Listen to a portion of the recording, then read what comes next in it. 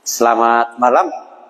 Kita berjumpa lagi Bapak Ibu Saudara yang dikasihi oleh Tuhan Yesus dalam renungan radio streaming Kemurahan Medan.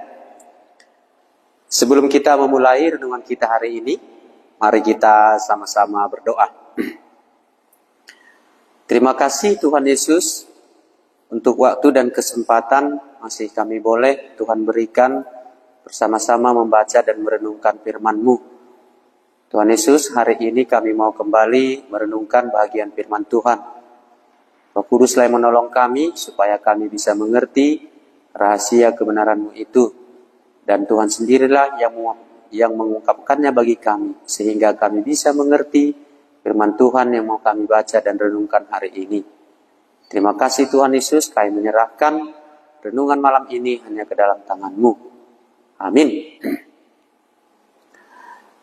Baik Bapak Ibu, sebelum kita melanjutkan renungan malam kita dari radio streaming Kemurahan Medan, kita akan membaca firman Tuhan yang saya ambil dari Kejadian 3 ayat 1 sampai 15 dan nanti kita teruskan ayat 21. Baik, di sini kita akan melihat bagaimana Allah mengasihi manusia. Ya, kita lihat di sini Allah itu adalah Allah yang mengasihi Adam.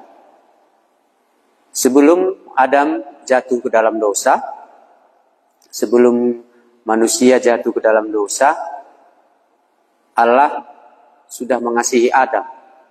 Ya, Allah memberikan Taman Eden untuk tempat tinggal Adam. Allah memberikan penolong yang sepadan kepada Adam. Allah memberikan kuasa kepada Adam untuk menguasai semua binatang dan juga yang diciptakan oleh Tuhan Allah.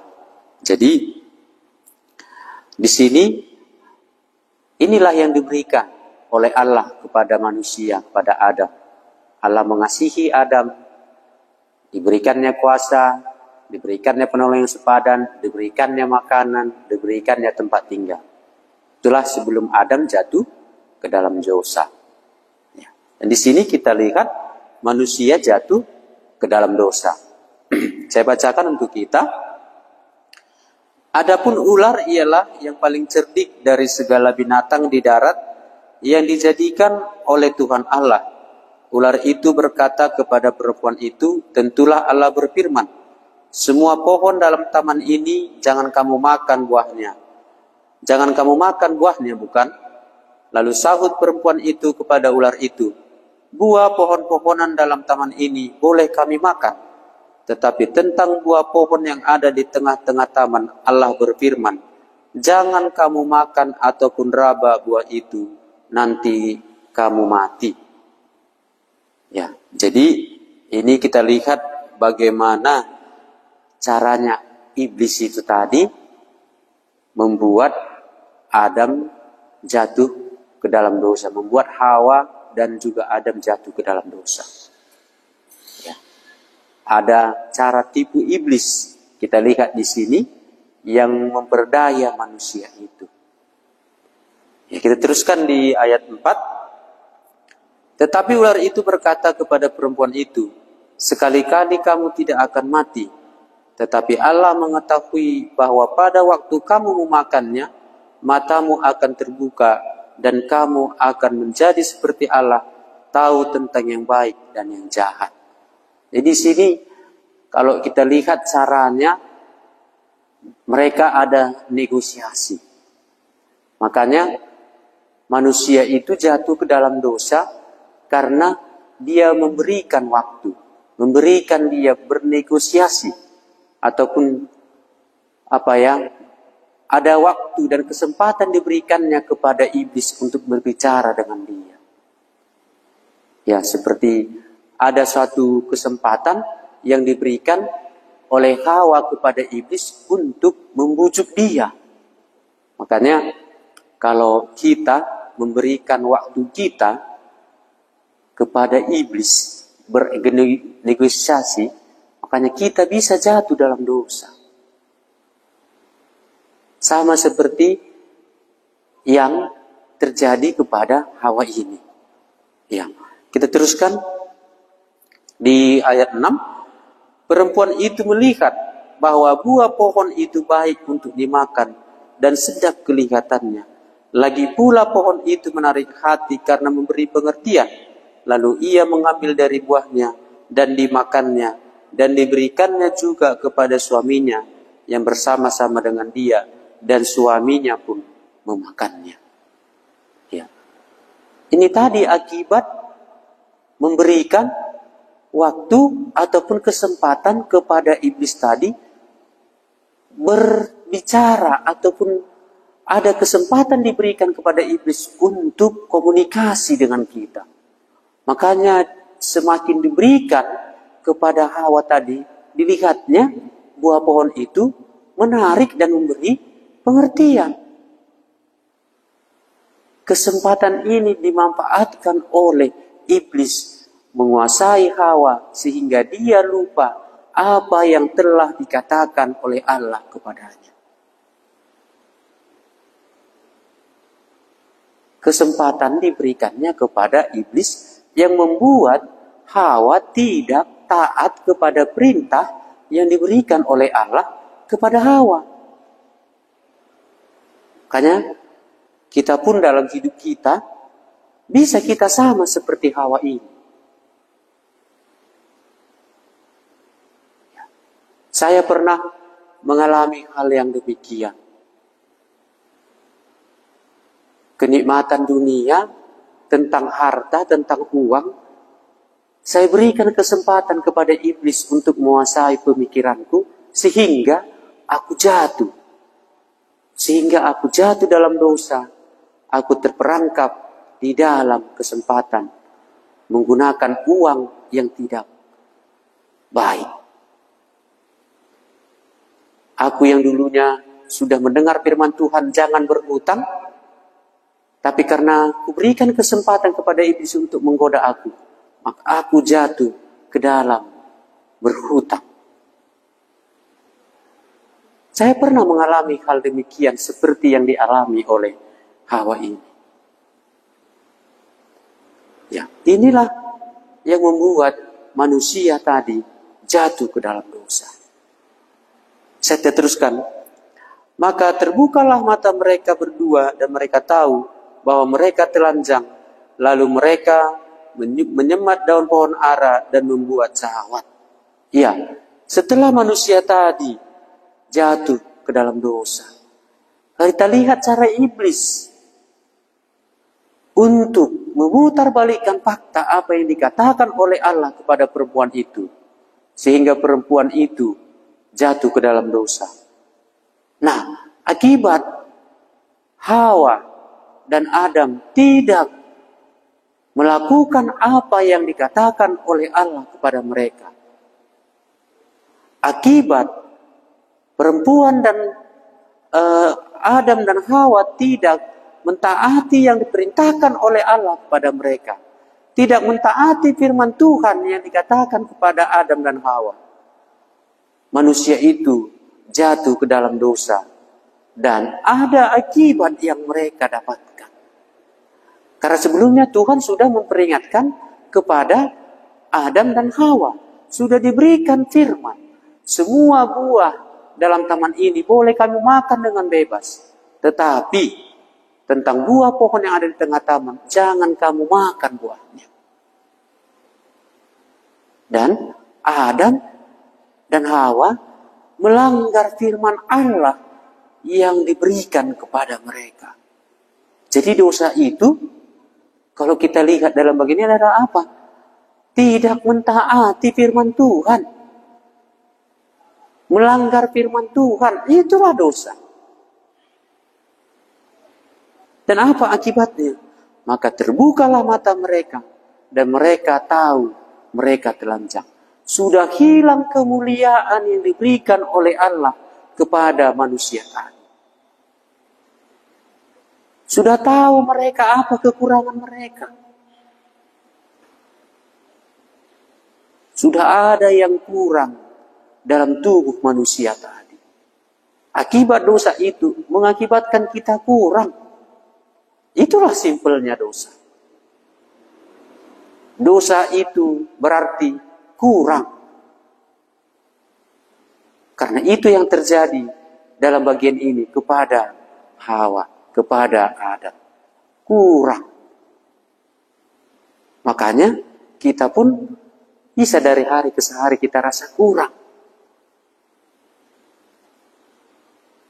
Kurang dalam segala hal bisa. Itu akibatnya apa? Itu apa yang mengakibatkan? Itu mengakibatkan dosa. Jadi inilah bagian manusia yang sudah berdosa tadi. Kurang.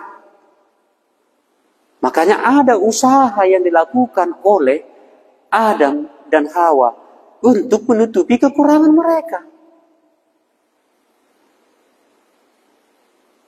Apa yang mereka lakukan?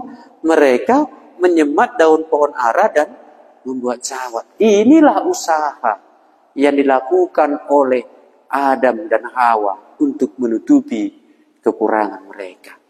Makanya sekarang kita lihat manusia di seluruh dunia atau dimanapun, atau saya sendiri selalu berusaha untuk menutupi kekurangan. Berarti benar ya, saat ini kita ini adalah manusia yang berdosa. Benar. Menyatakan kita ini adalah keturunan Adam dan Hawa.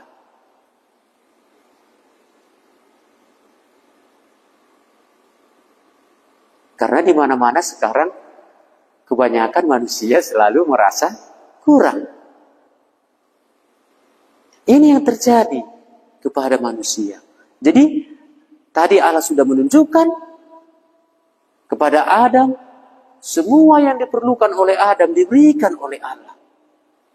Dalam hal materi untuk hidup, semua diberikan oleh Allah kepada Adam. Ya karena Adam sebelum jatuh ke dalam dosa, tidak ada kekurangannya. Dia hidup bergaul dengan Allah. Tetapi ketika dia melanggar firman Tuhan, ketika dia lebih mendengar perkataan iblis daripada perkataan Tuhan, maka terjadilah manusia tadi jatuh ke dalam dosa. Ya. Selanjutnya, apa yang terjadi? Kalau tadi ini sudah jadi, ya, makanya kalau kita teruskan di ayat 8, ketika mereka mendengar bunyi langkah Tuhan Allah yang berjalan-jalan dalam taman itu pada waktu hari sejuk, bersembunyilah manusia dan istrinya itu terhadap Tuhan Allah di antara pohon-pohonan dalam taman. Tadi sudah kurang, sekarang Adam sudah takut berjumpa dengan Allah. Karena apa? Karena dosa itu tidak bisa kita berjumpa dengan Allah. Karena sudah kurang. Allah itu Allah yang kudus. Dosa itu pelanggaran. Makanya tidak bisa. Makanya takutlah Adam berjumpa dengan Allah. Sebelum tadi Adam jatuh ke dalam dosa, dia memiliki hubungan yang intim dengan Tuhan. Bisa bercakap-cakap dengan Tuhan. Allah berfirman langsung kepada Adam. Mereka bercakap-cakap. Tapi setelah manusia tadi jatuh ke dalam dosa, sekarang Adam takut berjumpa dengan Allah. Makanya dia bersembunyi.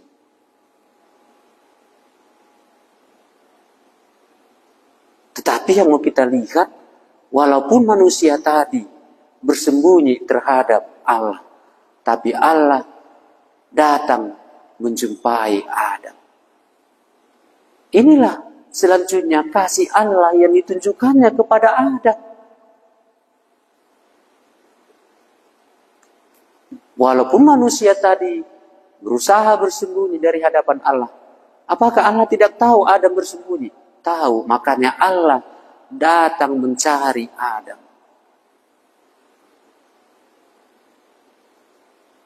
Di sini kita lihat ayat 8. Ketika mereka mendengar bunyi Tuhan Allah yang berjalan-jalan dalam taman itu pada waktu hari sejuk, bersembunyilah manusia itu dan istrinya itu terhadap Tuhan Allah di antara pohon-pohonan dalam taman. Inilah akibat dosa. Tadi yang pertama, akibat dosa tadi sudah kekurangan. Yang kedua, takut berjumpa dengan Allah. Ayat 9. Tetapi Tuhan Allah memanggil manusia itu dan berfirman kepadanya, di manakah engkau? Inilah Allah kita yang mengasihi itu. Dicarinya tetap Adam yang sudah jatuh ke dalam dosa tadi. Nah, yang kita lihat di sini nanti, apa respon manusia yang sudah jatuh ke dalam dosa tadi. Makanya dosa tadi terus nanti ada rentetannya. Akibat dosa tadi terus ada yang terjadi. Sudah pun ditanya oleh Allah. Allah mau melihat bagaimana respon Adam dan Hawa. Tetapi nanti mereka sudah mencari alasan karena kurang tadi. Karena sudah kekurangan. Makanya kita selalu mencari-cari alasan. Saling menyalahkan. Nah, ini lagi yang kita lihat. Akibat dari dosa tadi itu, terjadilah nanti di sini. Saling menyalahkan. Ada menyalahkan perempuan, perempuan menyalahkan si ular. Inilah yang terjadi. Kita pun bisa seperti itu. Sama kita pun sering kita lebih melihat kesalahan orang. Menyalahkan orang lain, kita jago kali. Ya. Ini ya, kita lihat di sini ayat 9. Tetapi Tuhan Allah memanggil manusia itu dan berfirman kepadanya, di manakah engkau? Ia menjawab, ketika aku mendengar bahwa engkau ada dalam taman ini, aku menjadi takut karena aku telanjang. Sebab itu aku bersembunyi. Ya, ini diakui oleh Adam, dia sudah kurang. Diakui oleh Adam, dia sudah berdosa. Diakui oleh Adam, dia sudah ada yang kurang.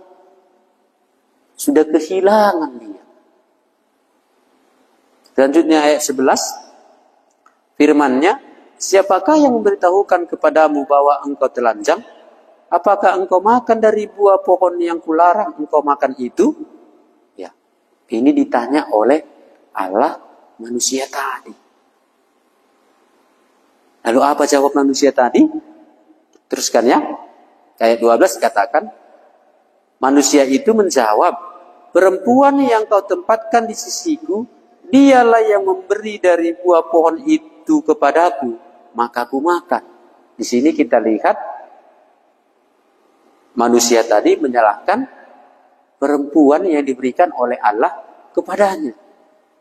Jadi di sini kita lihat bagaimana ya? Kalau aku merenung-renungkan, sepertinya Adam menyalahkan Allah memberikan dia seorang penolong. Itulah akibat dosa tadi. Itulah akibat dosa. Menyalahkan. Mencari pembenaran. Ya. Inilah akibat dosa tadi terus ya. Ya. Seterusnya kita teruskan. Kemudian berfirmanlah Tuhan Allah kepada perempuan itu. Apakah yang telah kau perbuat itu? Kau perbuat ini. Jawab perempuan itu. Ular itu yang memperdayakan aku, maka aku makan. Ya, di sini perempuan itu mempersalahkan ular. Ya. Selanjutnya yang 14. Lalu berfirmanlah Tuhan Allah kepada ular itu, karena engkau berbuat demikian, terkutuklah engkau di antara segala ternak dan di antara segala binatang hutan. Dengan perutmu lah engkau akan menjalar, dan debu tanahlah akan kau makan seumur hidupmu. Ya, ini akibat dari dosa tadi sudah terjadi kutuk ya. Ya, ayat 15. Aku akan mengadakan permusuhan antara engkau dan perempuan ini, antara keturunanmu dan keturunannya. Keturunannya akan meremukkan kepalamu, dan engkau akan meremukkan tumitnya. Ya, kalau kita lihat ayat 15 ini adalah janji. janji akan bagaimana nanti kedatangan Tuhan Yesus ke dunia ini untuk mengalahkan kuasa iblis tadi. Ya, inilah kalau kita lihat bagaimana tadi caranya Allah mengasihi manusia yang jatuh ke dalam dosa tadi itu dengan bagaimana.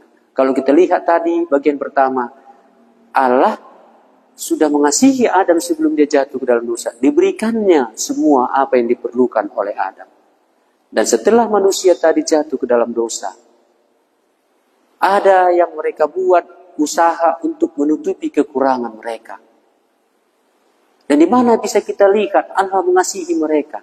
Dan di mana kita bisa lihat Allah tetap mengasihi Adam dan Hawa walaupun mereka sudah jatuh ke dalam dosa.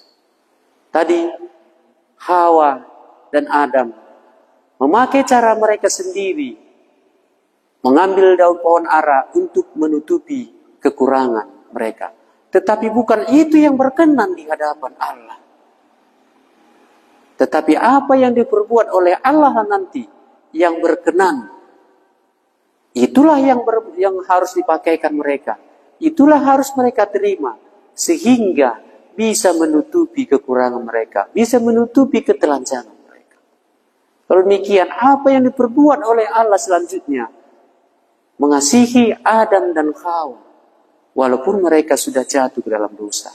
Ayat 15, sudah ada nubuatan, sudah ada janji, sudah ada nubuatan bahwasannya akan nanti ada yang meremukkan keturunan iblis tadi. Akan ada keturunan manusia tadi yang meremukkan iblis tadi. Sudah dijanjikan di ayat 15. Aku akan mengadakan permusuhan antara engkau dan perempuan itu. Antara keturunanmu dan keturunannya. Keturunannya akan meremukkan kepalamu. Dan engkau akan meremukkan tumitnya. Janji di sini kita lihat tentang kedatangan Tuhan Yesus. Ya, ini yang bisa kita lihat dalam bagian ini. Selanjutnya apa? Dalam kekurangan tadi, sewaktu manusia tadi berusaha membuat pakaian dari daun pohon ara untuk menutupi kekurangan mereka. Bukan itu yang berkenan. Makanya untuk menutupi kekurangan manusia tadi, untuk menutupi apa yang menjadi kekurangan manusia tadi, Allah sendirilah yang berbuat. Kita lihat ayat 21 dikatakan, dan Tuhan Allah membuat pakaian dari kulit binatang untuk manusia dan untuk istrinya itu, lalu mengenakannya kepada mereka. Allah sendirilah yang membuat pakaian dari kulit binatang, dan itu yang dikenakan oleh Tuhan Allah kepada manusia tadi. Jadi harus yang dibuat oleh Allah itulah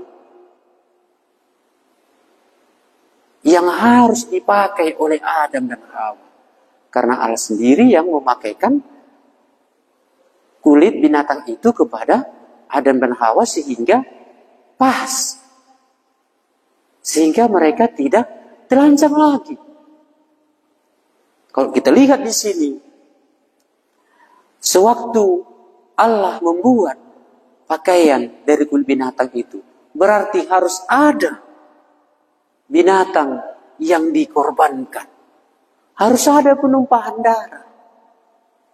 Harus ada yang dikorbankan.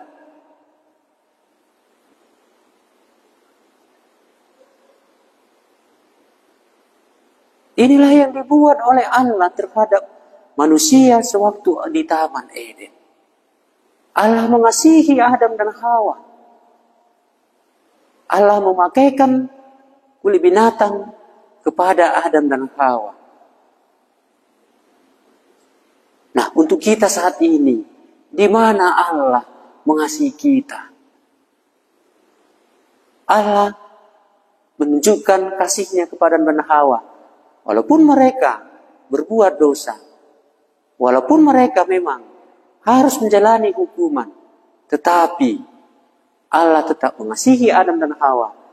Dibuatkannya lah pakaian kepada Adam dan Hawa dengan mengorbankan binatang. Makanya untuk keselamatan itu nanti harus ada pengorbanan. Untuk kita, apa yang diberikan oleh Allah mengasihi kita manusia berdosa sekarang.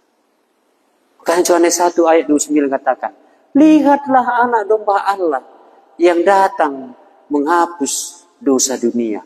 Menunjuk satu pribadi, itulah Tuhan Yesus. Dikatakan Yohanes, lihatlah anak domba Allah yang datang menghapus dosa dunia.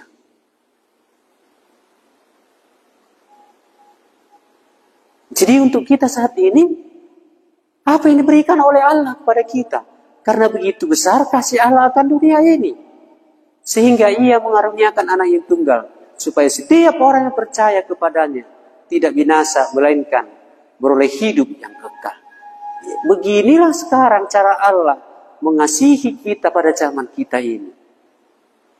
Ada yang diberikannya. Itulah anaknya yang tunggal. Itulah Tuhan Yesus. Yang ditunjuk oleh Yohanes, lihatlah anak domba Allah yang datang menghapus dosa dunia. Inilah pada masa kita saat ini, waktu kita sekarang, bagaimana cara Allah mengasihi kita. Diberikannya anak yang tunggal. Makanya Paulus katakan di dalam Roma 5 ayat 8, akan tetapi Allah menunjukkan kasihnya kepada kita oleh karena Kristus telah mati untuk kita ketika kita masih berdosa. Jadi kalau untuk menunjukkan kasih Allah kepada manusia sekarang, pada kita saat ini, harus ada pengorbanan. Kristus harus mati di kayu salib. Supaya apa? Supaya kita diselamatkan dari dosa-dosa kita. Allah menunjukkan kasih-Nya kepada kita, yaitu Kristus telah mati untuk kita karena dosa-dosa kita. Ketika kita masih berdosa, Dia sudah mati untuk dosa-dosa kita.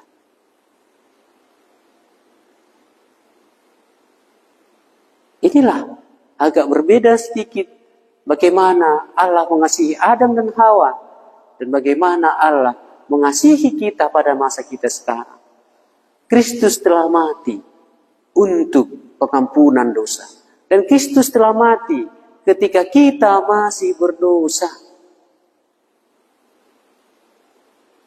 Bagaimana Allah tadi mengasihi? Mengasihi kita kepada yang ditunjuk oleh Yohanes Pembaptis. Lihatlah anak domba Allah yang menghapus dosa dunia. Sama seperti tadi sewaktu Adam dan Hawa untuk diberikan kepada mereka pakaian itu. Dari tubuh binatang harus ada dikorbankan oleh Allah. Untuk kita pun saat ini harus ada yang dikorbankan. Itulah Kristus yang telah mati sekali untuk dosa-dosa kita ketika kita masih berdosa. Seperti inilah Allah menunjukkan kasih-Nya. Jadi bagiku sekarang, aku ini manusia berdosa. Aku keturunan Adam dan Hawa.